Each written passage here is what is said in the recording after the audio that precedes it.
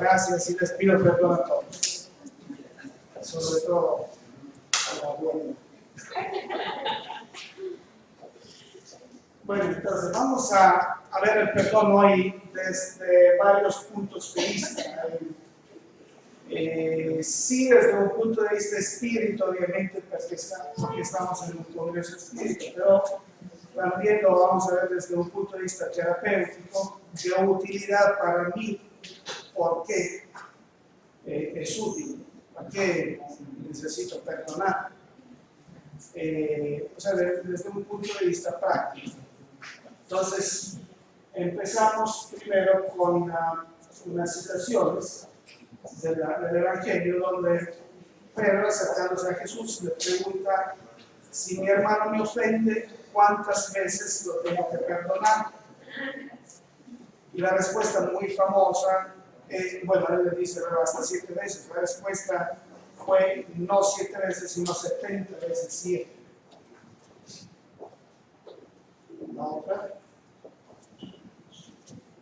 Luego hay otra situación muy rara e incomprensible, donde el Maestro Jesús dice: amad a vuestros enemigos, bendecid a los que os maldicen, haced bien a los que os aborrecen y orad por los que os ultrajan y os persiguen.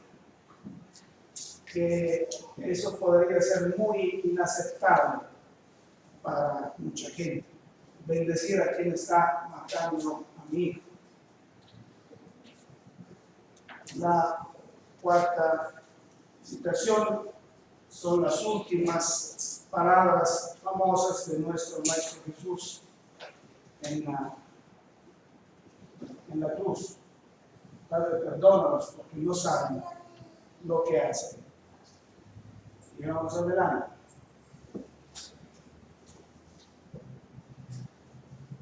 Yo considero que este texto es uno de los textos con más significado en pocas palabras que existe en la tierra. En ese texto, o sea, para ese texto se necesitan muchas conferencias, pero también ahí vamos a ver una citación de perdón. Perdona nuestras ofensas, como nosotros también perdonamos a los que nos ofenden. Llega un punto en nuestras vidas donde las cosas se empiezan a atorar, se empiezan a hacer pesadas, difíciles de seguir adelante. Como si tuviéramos un grillete que nos vamos jalando de experiencias, un lastre que vamos arrastrando y que nos duele hasta el alma de acontecimientos, de cosas que nos han pasado en nuestra vida. Y nos deprime tanto que nos lleva a pensar, inclusive en algunos momentos, que nuestra vida no tiene sentido. Estábamos hablando hace poco de suicidio. Este es uno de los casos, por ejemplo, donde son tantas las cosas que me han pasado y no veo salida, que mi vida ya no tiene sentido. Esa es una frase de alarma que a mí personalmente como terapeuta me hace reaccionar inmediatamente cuando una persona que me está pidiendo terapia por teléfono o por internet o en cualquier caso me dice: mi vida no tiene sentido. Inmediatamente intervengo, que pueda o que no pueda pagar, porque eso ya quiere decir que está muy cerca la decisión de algo malo. Pero este es el momento en que normalmente muchos de nosotros se dan cuenta de que necesitan ayuda. Yo te voy diciendo pero ya lo estudié. Cuando mucha gente va pidiendo ayuda a religiones, a filosofías, a doctrinas, a libros, y todos indistintamente proponen este medicamento universal, el perdón. Todas las religiones, todas las filosofías, todas las doctrinas, cualquier cosa te dice: hay que perdonar. perdonar como si fuera la panacea ese perdón. Pero ¿en qué consiste realmente ese perdón? ¿En qué me puede beneficiar? ¿Para qué tengo que perdonar? ¿Qué quiere decir eso? Entonces vamos a ver el perdón desde un punto de vista práctico, porque se queda ahí como palabra rara, incomprensible, y además hemos visto conceptos absolutamente inaceptables. Perdona y ama a tus enemigos. Quiere decir eso, ¿no? Independientemente que en este país se dice que mejor pedir perdón que pedir permiso, ¿no? Pero no es el mismo tipo de perdón, ¿no? Otra diapositiva. Es muy difícil conducirse en el sendero de nuestras vidas sin recibir golpes, sin recibir pedradas. De hecho, a eso venimos como espíritas, conocemos perfectamente ese concepto y la naturaleza de nuestro mundo, de nuestro planeta. También es muy curioso ver que siempre nos recordamos de las pedradas que nos dan los demás y nunca de las que nosotros damos a los demás. Esa es una cosa muy curiosa, pero real para todos. Esas experiencias, esos acontecimientos nos van marcando, nos van formando, nos van endureciendo, sobre todo endureciendo nuestros caracteres. ¿Y qué le pasa a algo que se endurece? Lo suave amortigua, lo rígido se quiebra tarde o temprano, nuestras vidas se quiebran. Nuestra vida se va haciendo siempre más pesada. Todo ese recuerdo de lo que nos ha pasado en la vida nos genera tristeza, rencor, amargura, celos, inaceptación, cosas hermosas que todos los días vivimos, ¿verdad? Y sentimientos de culpabilidad también. Y son todas cosas que andan cargando siempre más los recursos mentales de esos pequeños seres que se dicen inteligentes. Vamos a considerar que nuestra mente, para que sea fácil entenderlo, es como una computadora que con sus dos componentes principales, consciente y subconsciente, es capaz de realizar muchas tareas importantes. Exactamente como en Windows, ¿no? Que es multitasking. Pero resulta que todas esas cosas que vivimos, que vamos arrastrando por estar mirando atrás en la mayoría de los casos, todas esas cosas, tristeza, rencor, amarguras, culpas y todo eso, ocupan en esa computadora aproximadamente el 90% de sus recursos operativos, dejando hasta menos del 10% de recursos operativos disponibles para las tareas de lo cotidiano, o sea, la familia, la vida, el trabajo, los amigos, los pendientes. Obviamente, vamos a imaginar que estamos construyendo un edificio, un rascacielos. Un rascacielos donde serían necesarios 100 obreros bien entrenados para construirlo. No es lo mismo emplear los 100 obreros bien entrenados que emplear solo 10. Y los 10 deben desarrollar la tarea de los 100. Obviamente, con una tarea 10 veces más pesada, sus obreros se van a volver locos.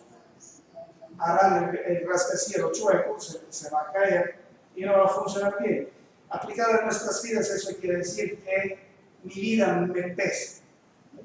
Mi vida es muy pesada. Hasta hacer la más pequeña tarea, el más pequeño pendiente de mi vida, me pesa mucho. Lo voy arrastrando, no soy capaz, es pesado. Porque estoy empleando muy poco recurso. para desarrollar esas tareas. Porque los demás recursos los tengo ahí, en mis tristezas, en mis celos, en mis problemas. Porque me voy cargando de problemas por todos lados. Empezamos a renegar, ¿no? A murmurar contra Dios, contra el universo, contra el mundo. Todo me pasa a mí, todo está en contra de mí, Dios está en contra de mí. Murmuramos. Cuánta gente vive ese victimismo. ¿Por qué la vida no fluye? Me está pasando todo a mí. Pues eso en realidad lo podemos clasificar como paranoia, un victimismo paranoico inútil. ¿Cómo va a ser posible que Dios, el universo, el mundo, hoy se despierta? No tiene nada que hacer, y se dicen entre ellos, bueno, ahora vamos a hacer la vida de cuadritos a mí, a Domenico, porque él es desdichado y nos divertimos.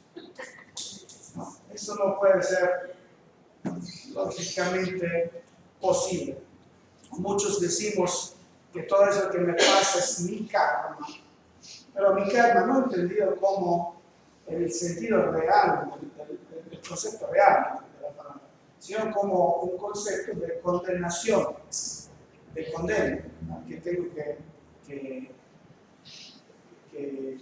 estar. Pues esto del karma visto en este sentido, como muchos lo entendemos, o sea, de que estoy condenado al sufrimiento, es un concepto ridículo, inaceptable, realmente. No estoy condenado a ningún sufrimiento. Dios es un Padre amoroso. En ningún momento quiere ver sufrir a sus hijos. En realidad, somos nosotros quienes se van construyendo sus sufrimientos y mirándolos.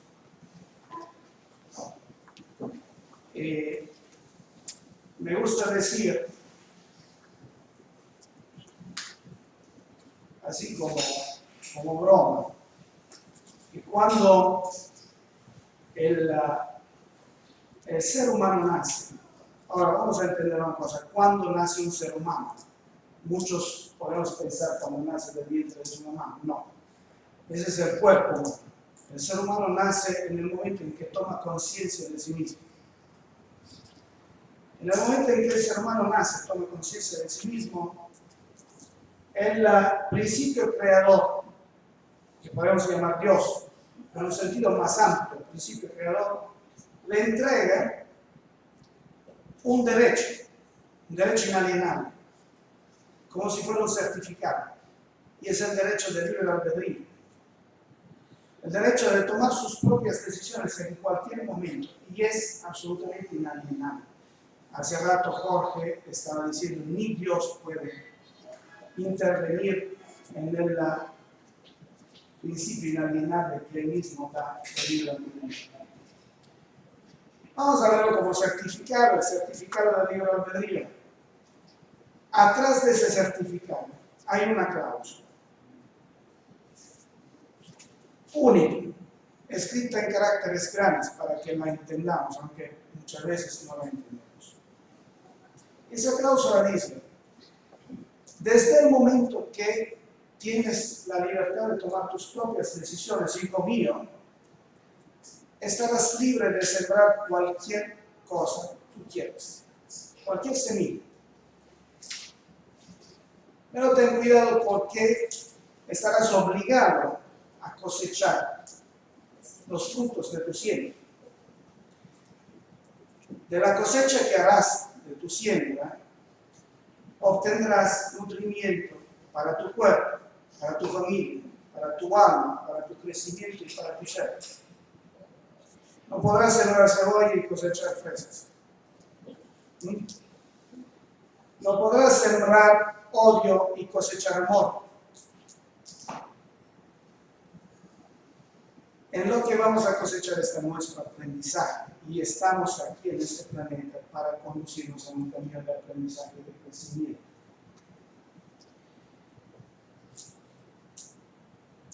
Vamos a dejar un momento a un lado ese concepto, lo vamos a tomar un poquito más. Y vamos a considerar otro aspecto un poquito más técnico de lo que sucede en nuestras mentes algunas veces. Me voy a acercar al gráfico.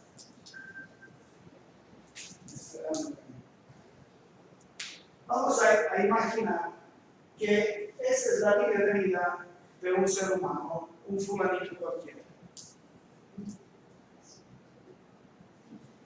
Vida que obviamente empieza a los 0 años, nacimiento, y hoy se encuentra a los 50 años. Ese niño a 5 años, por ejemplo, subió un abuso sexual.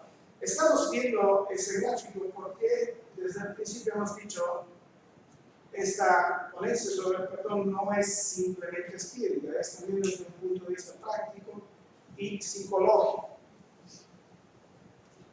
Entonces, este niño a los 5 años, fulanito, tuvo un abuso sexual. Eso es una experiencia muy común entre los seres humanos, es prácticamente la regla entre los seres humanos, porque hablamos del 70% de los seres humanos que son abusados de alguna forma de niños. Abuso sexual no quiere decir simplemente lo que nosotros entendemos como abuso sexual, sino también algo asimilable a eso. Entonces él se recibió un abuso sexual a los 5 años. Es tan fuerte esta experiencia, tan destructora, que en la cabeza, en la mente, en el subconsciente de ese niño, se genera un desdoblamiento de personalidad. Entonces, desde ese momento, tendremos un fulanito que está creciendo y un niño de 5 años desdoblado que caminará cada rato al lado de la persona que está creciendo, pero siempre como un niño de 5 años, influyendo en su forma de ser, forma de pensar, forma de actuar, y entonces filtrando también experiencias en la vida. A los 10 años, por ejemplo, recibe una fuerte humillación en la escuela. La maestra lo pone en ridículo frente a toda la clase. Y el niño actúa en el salón, y el niño tiene un trauma muy fuerte y genera otro desdoblamiento. Así que tendríamos ahora un fulanito de 3, uno de 5 años y uno de 10 años al lado, influyendo en su forma de ser. A los 12 años tenemos otra experiencia muy fuerte, muy traumática. Una disgregación de la familia vivida muy mal, por ejemplo. Y tenemos otro desdoblamiento. Y tenemos ya 3 niños que han hablado de la persona que está creciendo, influyendo todo el tiempo como caprichos de niños, como forma de ser de niños en este ser que está creciendo. Esos desdoblamientos no son infinitos. Normalmente los tenemos hasta los 12, 15 años, o sea, la primera adolescencia. Es el momento en que se está formando el carácter de esta vida del ser humano. Lo que sucede después de esta edad normalmente es el fruto, es el efecto de estas experiencias. O sea, es el efecto de la forma de pensar de esos 3 niños que influyen en el adulto que está creciendo, con sus caprichos. Así que vamos a obtener una vida con patrones de inseguridad, de autosaboteo, de alcoholismo, divorcios, parejas destructivas, tantas cosas que nosotros pensamos que está yendo mal toda la vida, pero en realidad se la está filtrando la vida. Así.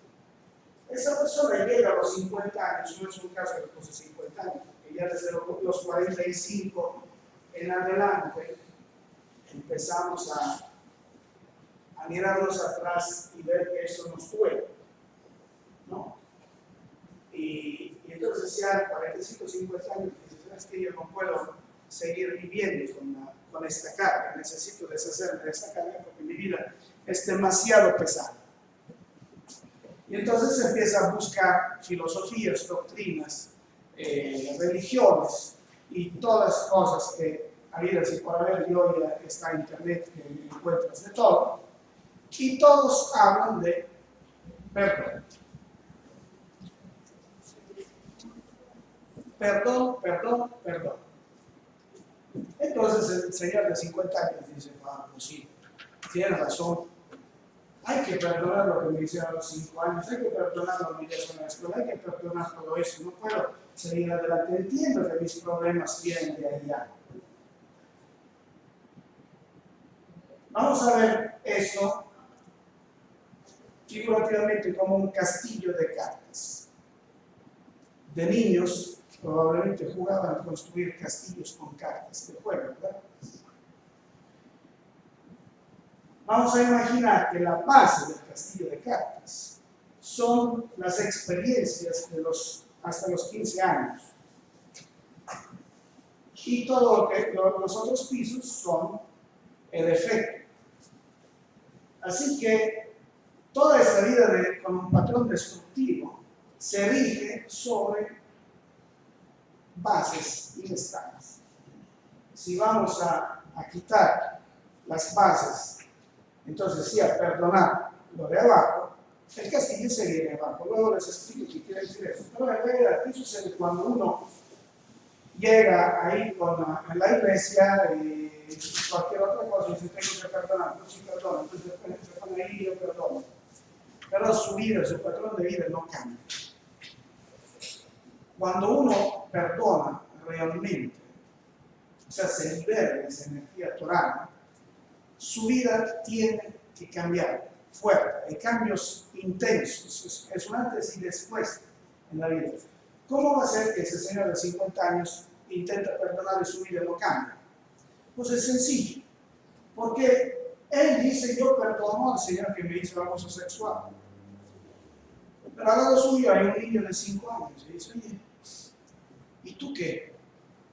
Te estás arrogando el derecho de perdonar algo que a ti no te hicieron, lo hicieron a mí, yo quiero venganza, no quiero perdonar. Así que, perdona a quien quieres, pero yo no. Y sigue influyendo en la mente de este señor. Y lo mismo de 10 y de 12 años. Así que,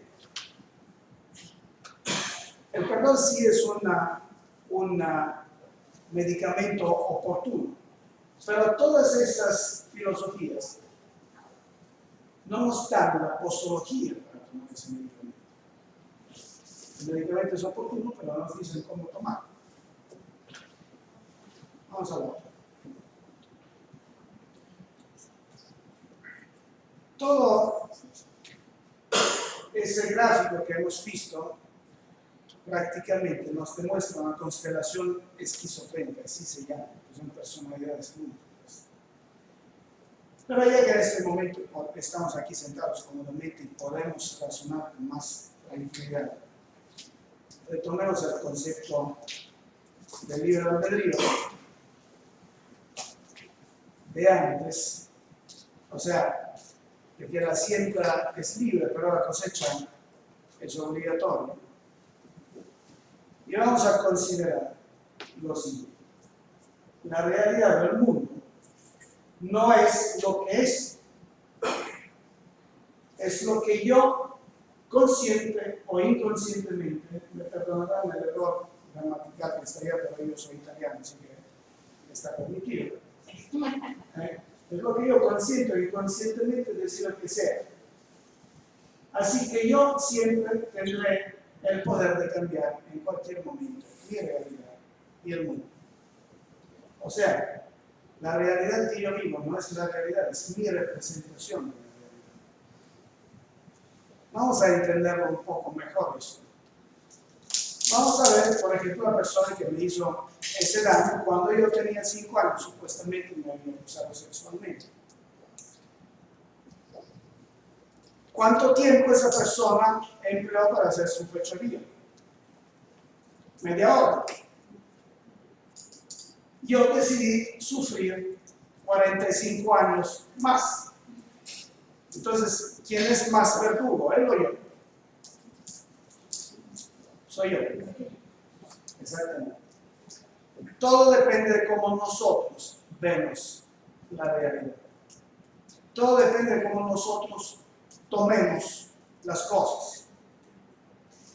Nuestra vida, nuestra felicidad, nuestra fluidicidad, no sé cómo se puede decir fluidicidad, o sea, el hecho de que la vida fluye, depende de esto, de cómo yo me pongo hacia la vida, de lo que yo decido quedarme de las experiencias. Y en todo momento tengo el poder absoluto de decidir. ¿Por qué? Porque tengo mi libre albedrío. Entonces vamos a hacer un ejemplo. Si alguien a mí personalmente me dice que soy un idiota, me lo dicen muchos,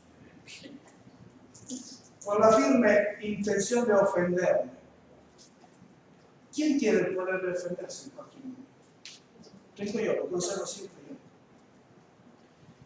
¿Qué pasa en este caso? Para analizarlo técnicamente. Que idiota no es nada más que un conjunto de sonidos, de notas, que es un sonido, ni más ni menos. Si fuera en chino no tiene sentido. En español o en italiano se dice igual, si tiene un sentido, le doy un sentido normalmente negativo. Entonces, esa persona me dice a mí que soy un idiota. Yo soy italiano y hablo también español, así que sí lo recibo mal. Bueno, entonces entra en mí este sonido y en pocos micro instantes voy a hacer un análisis introspectivo en mi ser interior. Y voy a buscar si hay una parte de imbécil.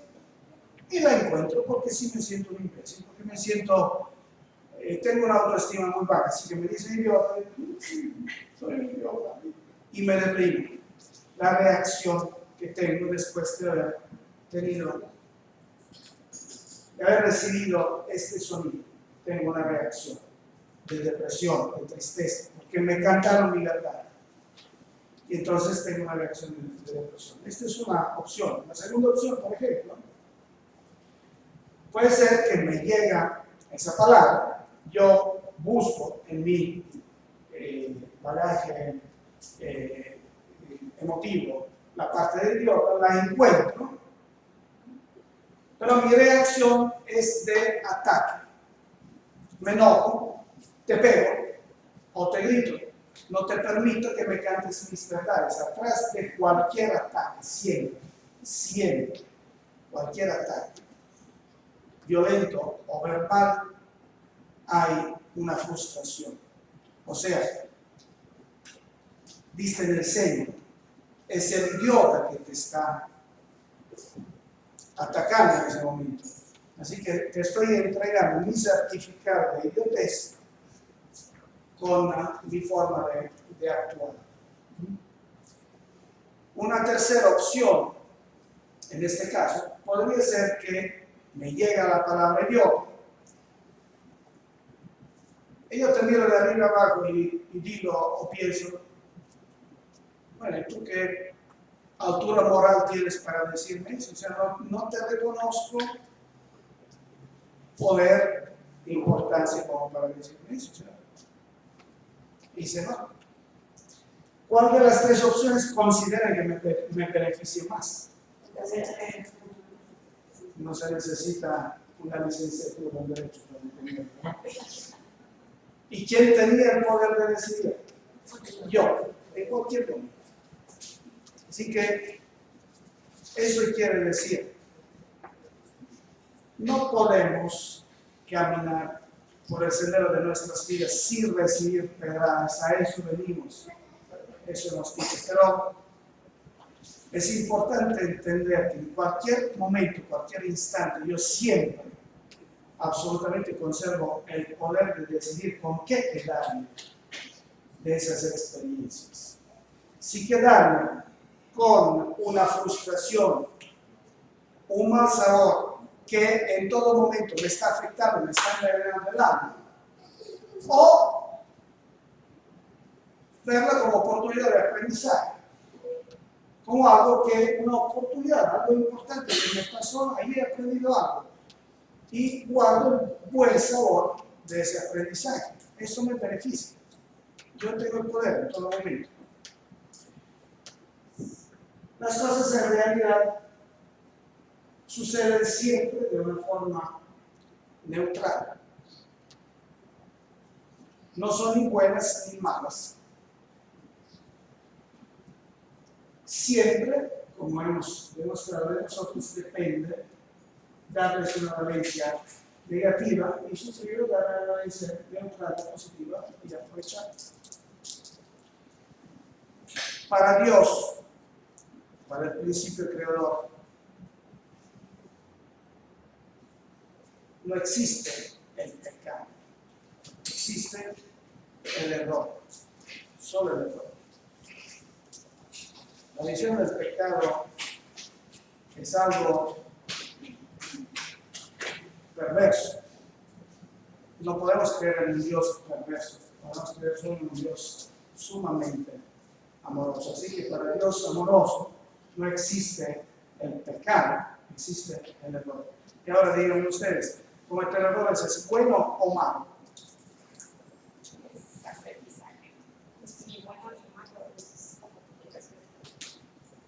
¿Por qué razón el principio creador? Siempre digo eso, el principio creador, porque es un concepto más amplio para todas las religiones, todas las formas de creencia.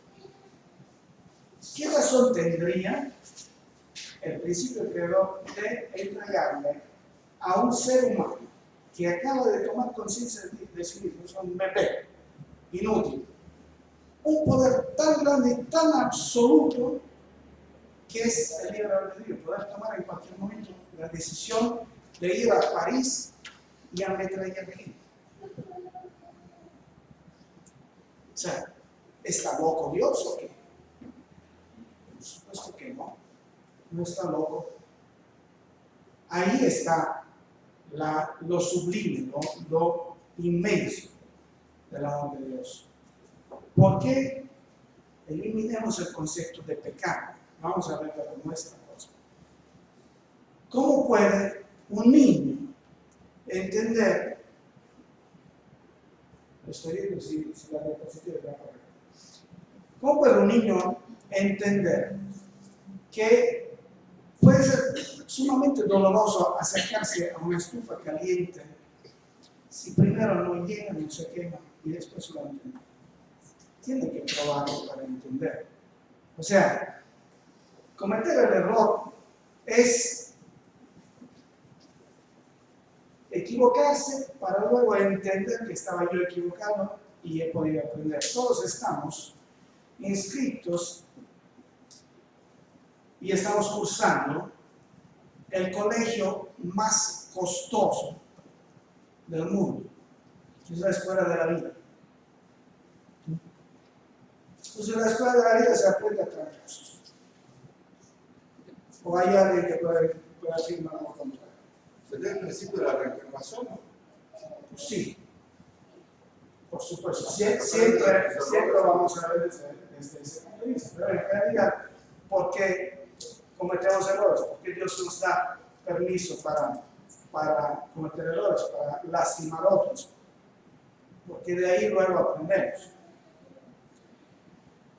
Y entonces, aprender en esa escuela es algo bueno. O sea, ir a la escuela es algo bueno, es algo malo, es algo bueno. Los libros que me permiten aprender cosas buenas, son buenos o malos, son buenos. Tantas cosas para aprender. Los errores que me permiten aprender, son buenos o malos, son buenos, sí. Porque el error es obra de Dios. Naturalmente, la diapositiva, hay cosas que están afuera de mi siembra, o sea que no dependen de mí, que me pueden afectar y me están afectando. O sea, me queda la bomba atómica en la cabeza y pues, no, eso no fue diciendo, ¿no? Entonces vamos a verlo desde otro punto de vista eso. Imaginemos, no, espera, así, eso. Imaginemos que pues aquí en México hay siempre piñatas con los niños, un niño que va a la fiesta de cumpleaños de un amiguito, rompe la piñata y se gana una buena cantidad de dulces, de caramelos. Bueno, no se lo gana el niño, se lo gana su mamá, porque se me cae conociendo la dueña de mis quincenas.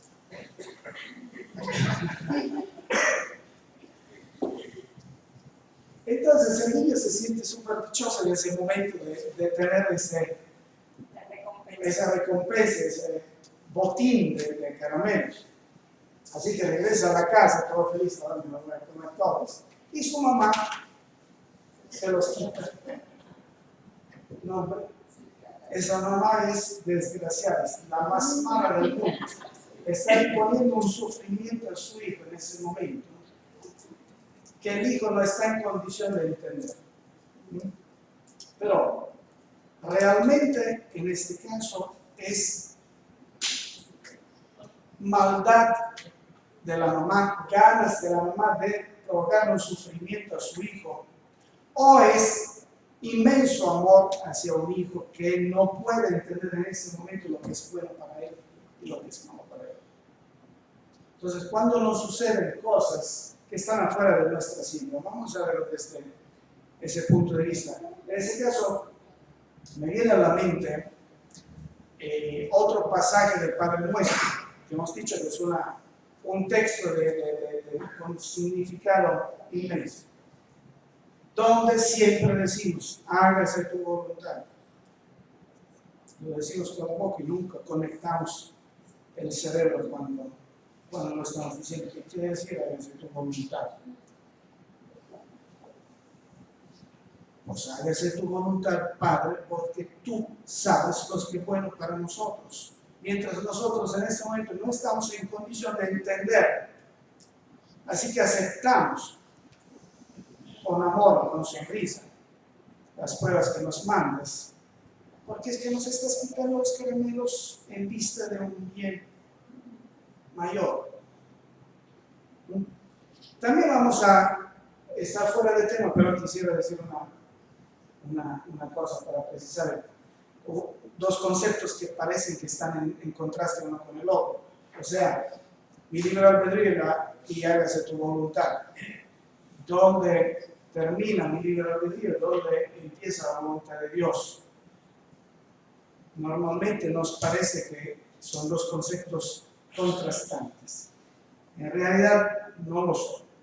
Son la ley de causa y efecto. Donde, en este caso, la causa es mi libre albedrío. El efecto es la voluntad de Dios. ¿Qué quiere decir esto? Que yo soy el terrorista a París hoy con un arma en la mano, listo para disparar. Pues mi libre albedrío es quien me dice jala o no jala el gatillo. Entonces yo tengo el poder de hacerlo. Y sigo esa libertad de decisión que me da Dios y jalo el gatillo. Tuve que estar ahí para seguir mi prueba que me había puesto en esta encarnación y la fallé. Pero lo que sucede después, eso sí es la voluntad de Dios. La bala puede salir, o se puede atascar el arma, o se puede desviar el arma, o no golpea, o golpea y mata.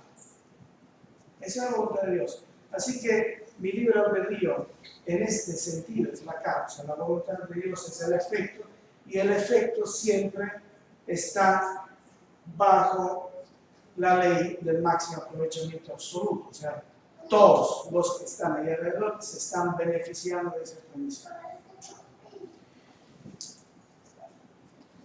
Entonces, la cosa es que miremos nuestra vida desde otra perspectiva. Todo será más sencillo. Me estaba enseñando una diapositiva a mi esposa hace pocos días que decía: es tan sencillo ser felices, pero es tan difícil ser sencillos, ¿no?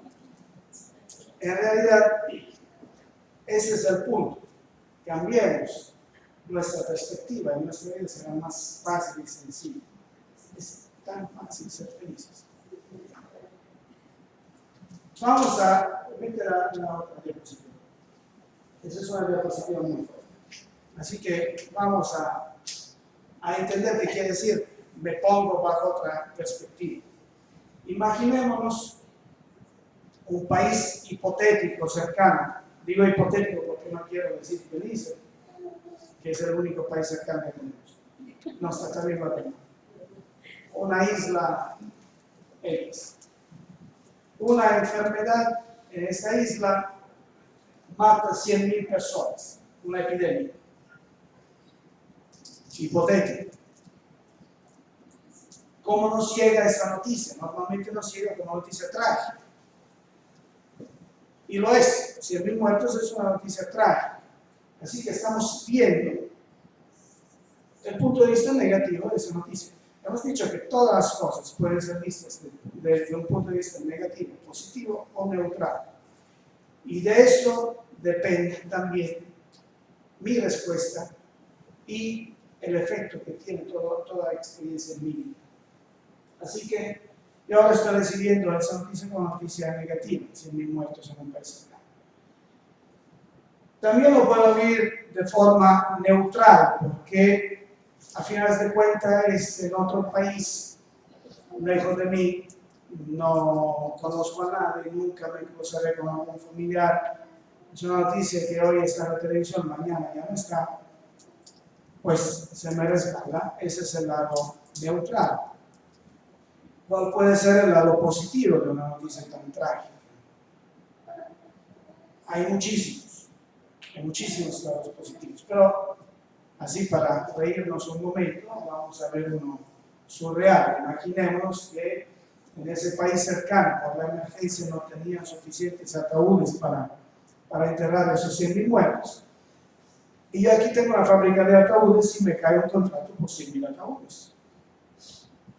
Eso ya es negativo, positivo o neutral. Positivo. Todo lo podemos mirar de las tres formas. De nosotros depende cómo la vida, las experiencias nos tienen que afectar o beneficiar. Imaginemos un accidente automovilístico donde sucede lo que sucede y lo primero es que se acerca gente ahí llorando diciendo: ay, mamita, ay, yo siempre paso por acá, me puede pasar a mí, mañana ya no voy a trabajo porque si no me puede suceder a mí. Eso es el hipocondríaco negativo, ¿no?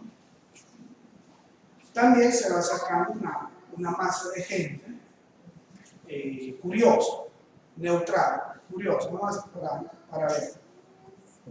Pero como se ha contado mucha gente, hay un niño que ve tanta gente y va a vender tortas. ¿No? ¿Quién cree que se beneficie de ese tortas? El niño. ¿Y quién decidió ver la oportunidad del niño? Todos tenían la misma oportunidad de pensar, pero uno eligió.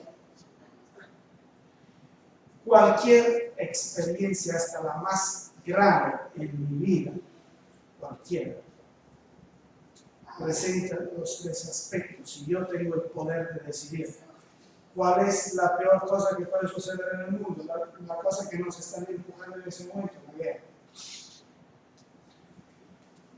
Pues desafortunadamente, aún en una guerra, que es lo peor que puede suceder en el mundo, hay gente que sufre, que muere, gente que no le importa un reverendo pepino de lo que está sucediendo.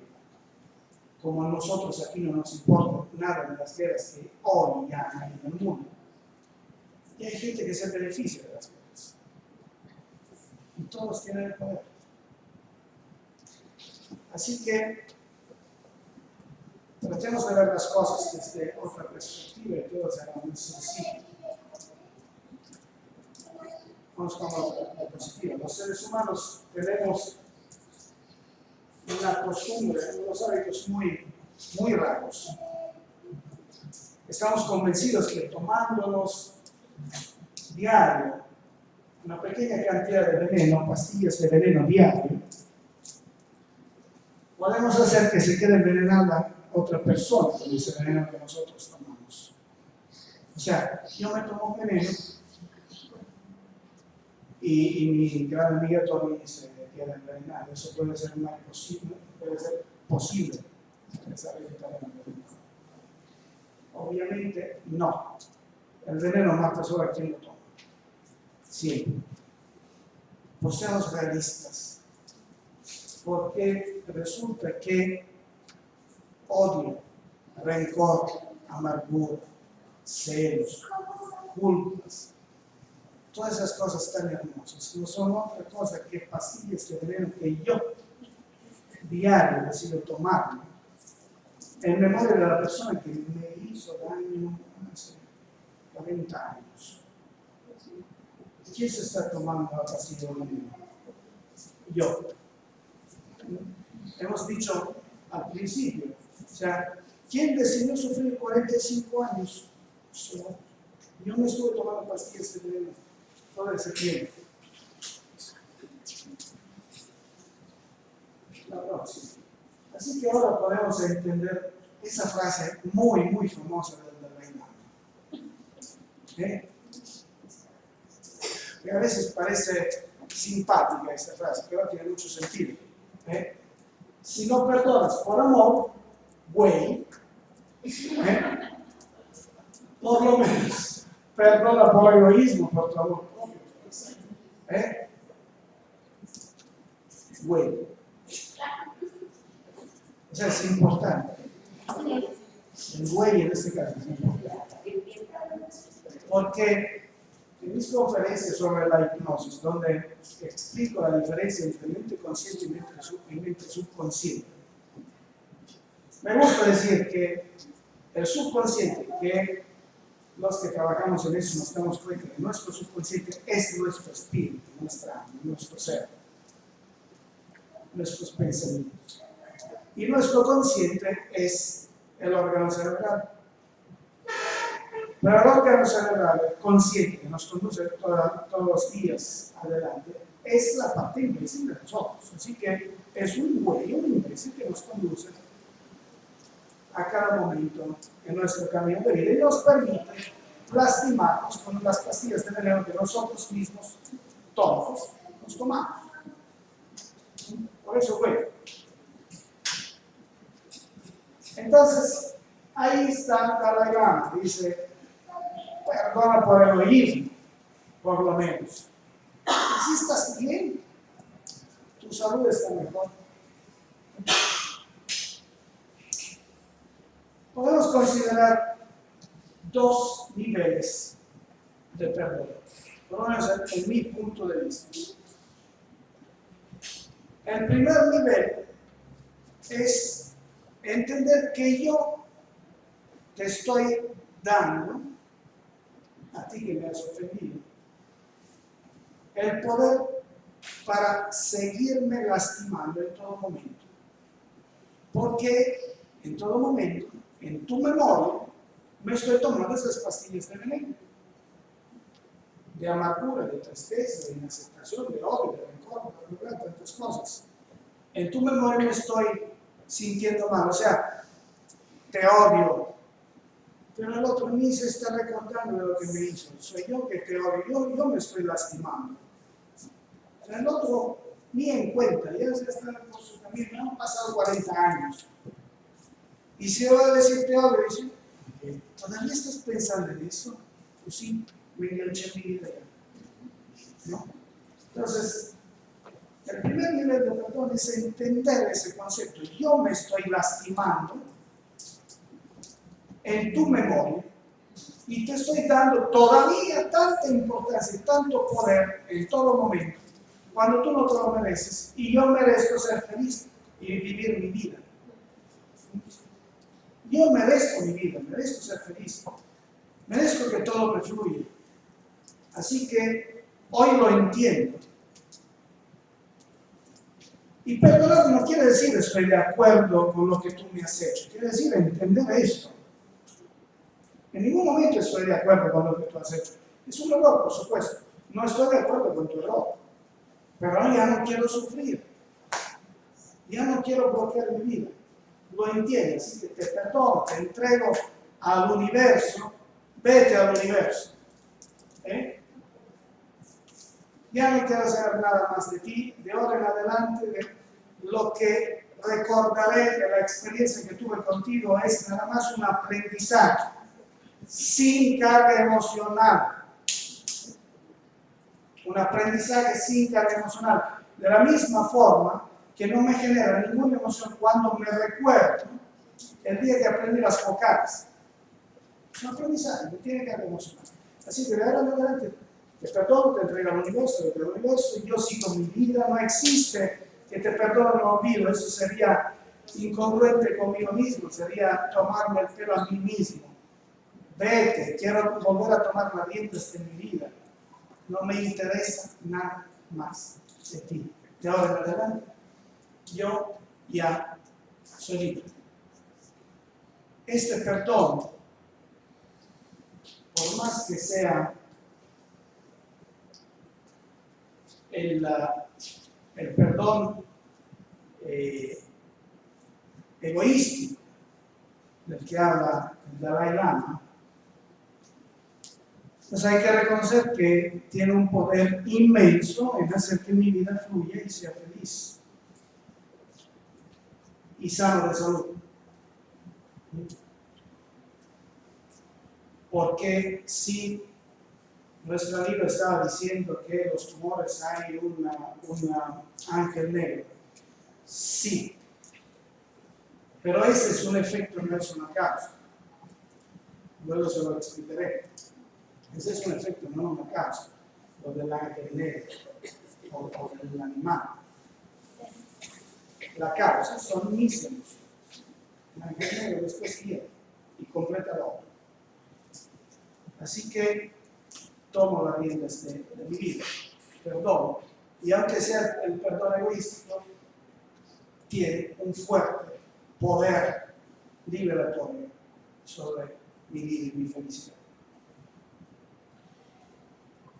Al que yo me permito llamar perdón de segundo nivel,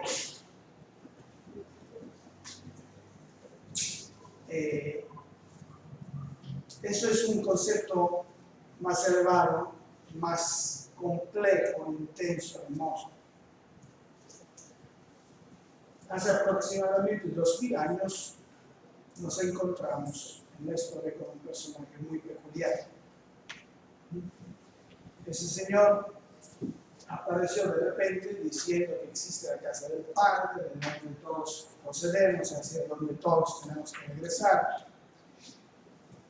La ley de causa y efecto, la armonía del universo, la caridad, tantas cosas muy fuertes para ese momento. Bueno, todavía no.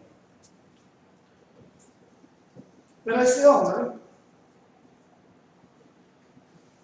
que ya hemos entendido de quién estamos hablando, por ser él mismo un maravilloso ejemplo de ser humano, cometió errores también. ¿Sabían que nuestro Maestro Jesús había cometido errores? Nadie contesta. Uno de ellos.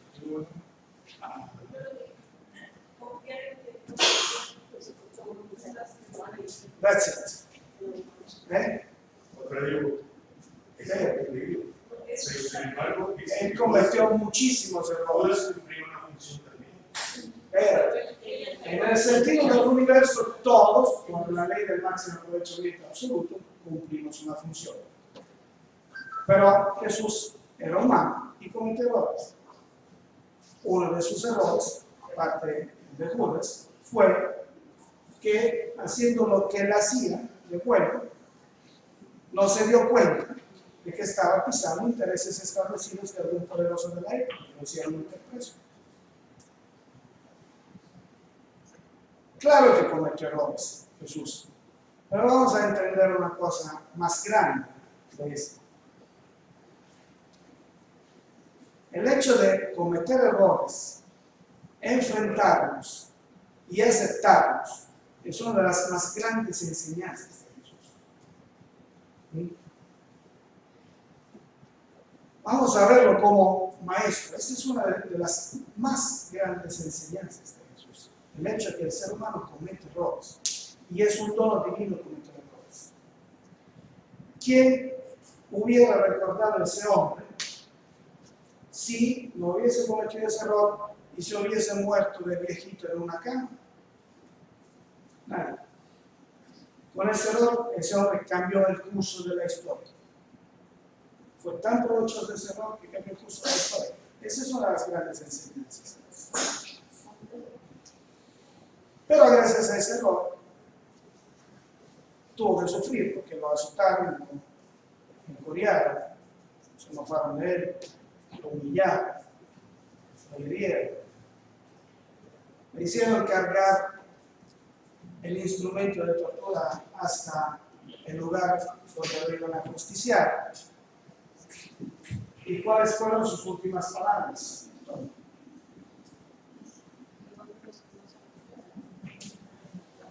No era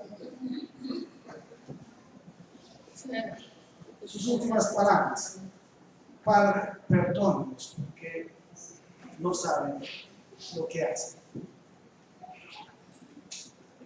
En esas, ¿cuántos son? 1, 2, 3, 4, 5, 6, 7, 8 palabras. En esas 8 palabras se encierra buena parte del sentido de todos los 33 años en que este Señor nos acompañó en este planeta. Porque en realidad Él no vino de ninguna forma a cargarse de nuestros pecados como nos han querido vender durante tantos siglos. Uno no vino a morir, le dice, vino a morir para cargarse de nuestros pecados. Uno no vino a morir porque nos vino a enseñar, a demostrar que no existe la muerte. Así que ya eso no tiene sentido. No vino a morirse para cargarse de nuestros pecados, porque ni Dios considera que esos son pecados, son errores. Porque tendría que mandar a su hijo mayor a sufrir para pecados que no existen. La verdad es que Jesús vino a explicarnos, a indicarnos el camino. El camino es el perdón. Por eso las últimas palabras. Y lo propone con el ejemplo absoluto, extremo e incondicional para no dejar dudas. Toda su vida ha hablado con parábolas. El último concepto, ¿verdad? Firme, claro. No hay parábolas en nosotros. Es claro. El universo, la casa del Padre, se rige figurativamente sobre una nota portante de armonía.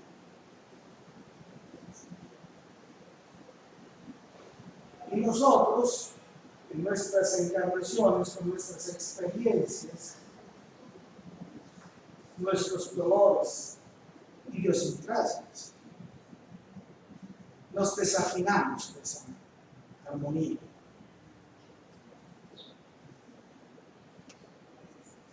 Todo ser vivente recibe esa armonía del universo, se carga, se nutre y vive bien. El ser humano con sus experiencias se desarmoniza, quita esa capacidad de vibrar al unísono con el universo, y esto hace que se sienta solo, arrinconado, llorando, triste,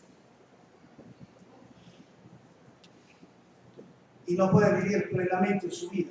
El perdón es la clave para volver a armonizar esas vibraciones, para que mi ser vuelva a recibir la armonía del universo.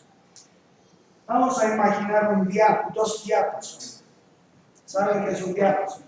Ahí hay una imagen del diápasono.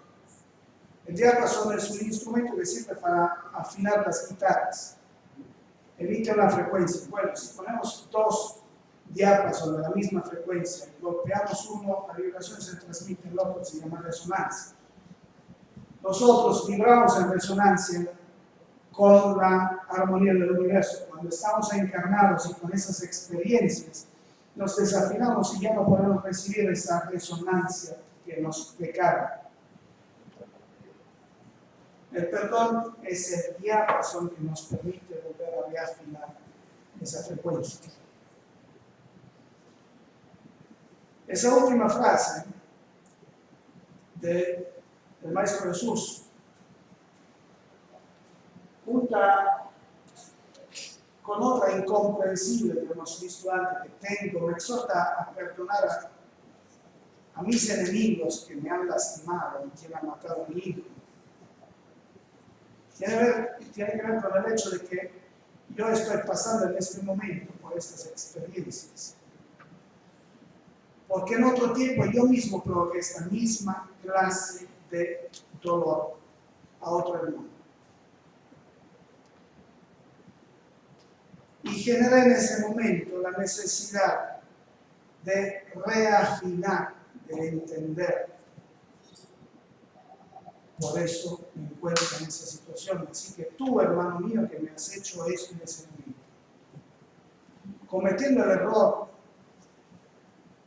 que a mí me provocó tanto dolor, me estás dando la posibilidad de pagar mi deuda, pero no lo vamos a ver tanto como un pago de deuda, sino como un aprendizaje, reafinar mi armonía. Me estás dando la posibilidad de cumplir con mi ciclo de aprendizaje y adelantarme. Así que si lo miro desde esta otra perspectiva, me hiciste un favor. Resulta que me hiciste un favor, cargándote tú en este momento de una nueva deuda y no sabiendo lo que estabas haciendo, porque te va a costar mucho tener que reafinar, pero cargándote tú de esta nueva deuda, me permitiste a mí adelantar, aprender y adelantar. Así que no solo te perdono y tengo piedad por ti, porque sé que te estás cargando de una deuda muy fuerte, sino que cuando estaremos los dos en el mundo espiritual, porque hoy no puedo estar de acuerdo con lo que me hiciste, pero cuando estaremos los dos en el mundo espiritual y las cosas las veremos de una forma diferente, y nos estaremos riendo de esas experiencias que pasamos en la tierra, yo estaré ahí preparado para apoyarte a planear tu reafinación. Ese es el perdón de segundo nivel. El perdón del primer nivel me permite vivir feliz. El perdón del segundo nivel me permite vivir feliz y alcanzar los niveles más altos y más sublimes del aprendizaje y cumplir con el cometido de esta encarnación y de las otras. Como espíritas, ¿qué tipo de perdón seremos capaces nosotros de alcanzar? Buena pregunta, no tengamos prisa de contestar, ¿no? Pero hay que ponerse la pregunta, la otra. Ahora, creo que podemos entender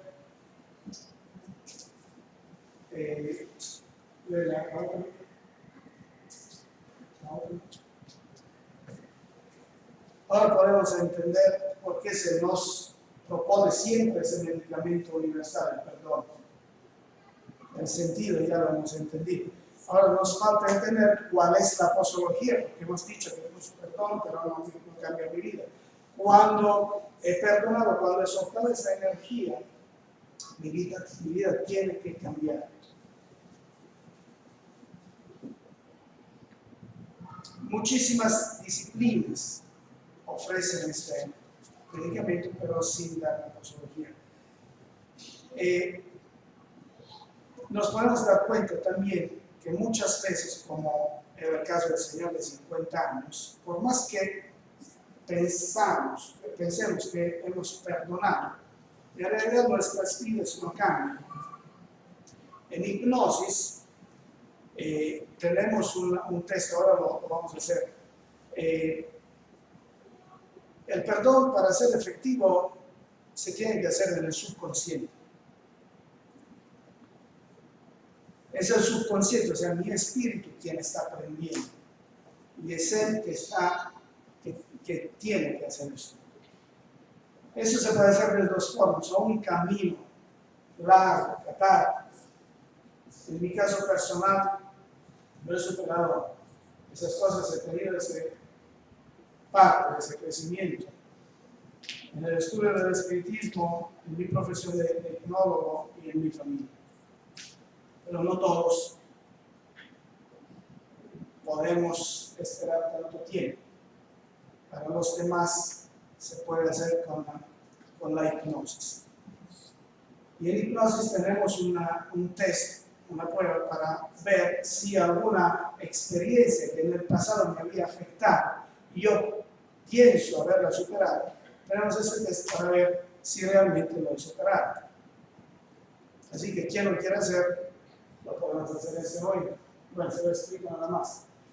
Consiste en cerrar los ojos, respirar profundo 3 veces, y una vez que he respirado profundo 3 veces, me pongo a pensar en aquella experiencia que me había afectado. Y veo en qué parte de mi cuerpo lo siento. Si tengo alguna sensación en alguna parte de mi cuerpo, el perdón no está elaborado. Todavía esa experiencia está afectando mi carácter, está afectando mi vida. Cuando el perdón está elaborado totalmente, si hacemos este test, es totalmente neutral y mi vida ha cambiado. Ya no estoy filtrando experiencias duras. Vamos a regresar al gráfico y vamos a entender, vamos a entender cómo le hacemos para arreglar eso. En el caso de la hipnosis, les hemos dicho que el señor de 50 años no puede perdonar su vida, porque están los niños. Entonces lo que hacemos es hacer de dinámicas surreales que se aplican en hipnosis. Traer de vuelta el adulto de 50 años como adulto frente al niño desdoblado, frente al niño que está siendo abusado. Y él asiste al abuso, o sea, lo ve. En ese momento ese niño necesitaba protección, necesitaba ser ayudado. No había nadie que lo apoyara en ese momento. Así que el único que lo puede hacer es este señor de 50 años, el mismo. Puesto frente a los hechos, él tiene que patear y golpear al violador. Así que tiene que sacar toda esa energía. Normalmente le simulamos dándole una almohada y le golpea la almohada. En el momento que descarga toda esa energía, él tiende a lanzar la almohada, o sea, ya lanzó al violador. Ya descargó toda la energía y entonces hacemos que cargue en sus brazos al niño de 5 años. Lo carga en sus brazos y lo adopta. Y le dice: te quiero, te voy a proteger yo, desde ahora en adelante yo estaré contigo, no te voy a pasar nunca, jamás, nada. Cuando vemos que el niño ya se siente más acobijado. Entonces pasa otra fase. Vamos a restarle fuerza e importancia al violador, transformándolo en una figura curiosa, simpática, inútil y frustrada, como puede ser una caricatura. Así que transformamos con algunas dinámicas el violador en una caricatura pequeñita. Entonces se le dice al niño y al adulto: ¿consideras que te puede afectar ese personaje ridículo? Como ya han sacado esa energía y se ha vuelto pequeño y ridículo y quiere aprovechar atrás, no, eso ya no me afecta. Una vez que le hemos quitado esa importancia, entonces le decimos: ahora lo podemos perdonar, porque pobrecito, mira cuánto está sufriendo y su vida, ¿tú crees que sea feliz? No. Lo podemos perdonar por ser como es. En ese momento ya el niño de 5 años está dispuesto a perdonar, porque ya se le quitó toda la energía. Perdona y regresa en la línea de quiebre. Así lo hacemos a los 10 años, así lo hacemos a los 12 años. O sea, del castillo de cartas estamos quitando las cartas de abajo. Y cada castillo, ¿qué quiere decir cada castillo? Todas esas experiencias después eran el efecto de todo esto, de esta constelación esquizofrénica, son experiencias que tenían una carga emocional. Esta carga emocional la hacía que a los 50 años ese señor tenía el 90% de sus recursos mentales ocupados por ese dolor, porque se está mirando hacia atrás.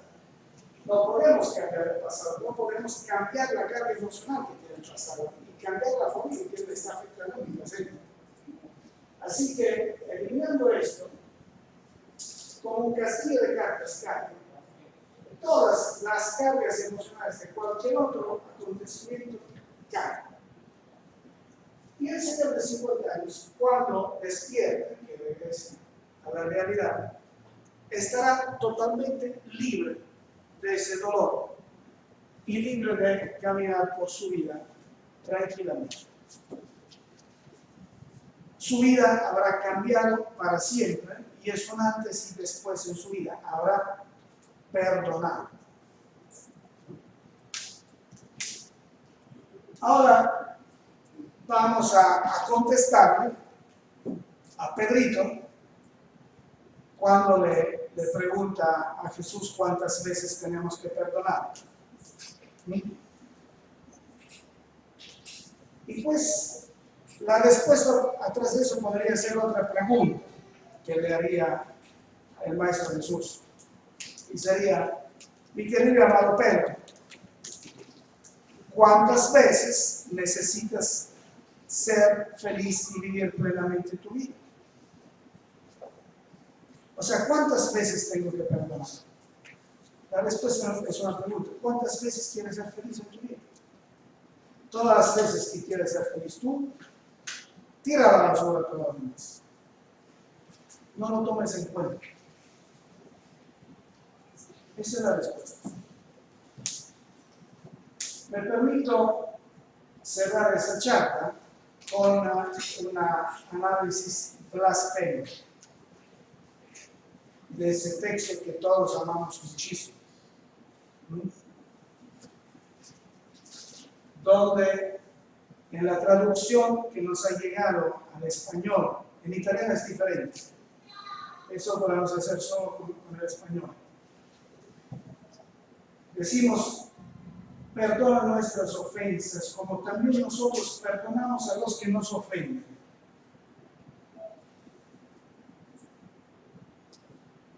Esto probablemente lo hubiera podido decir Jesús, que es ejemplo máximo de sabiduría y de bondad. Pero puesta en nuestra boca, esta frase podría sonar así: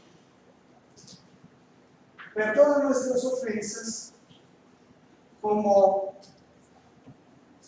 o sea, en la misma medida que nosotros perdonamos a los que nos ofenden. Perdonamos en la misma medida. O sea, nada, nosotros nunca perdonamos. Así que decimos a Dios, no nos perdones porque nosotros no perdonamos. Así que probablemente cuando estamos orando, estamos hablando con nuestro Padre amoroso, podría ser más bonito decir, Padre, enséñanos a perdonar a quien nos ofende, así como tú nos perdonas con tu amor siempre. Y ahora hay un video que quisiera que vieran. Voy a poner yo la camarita acá.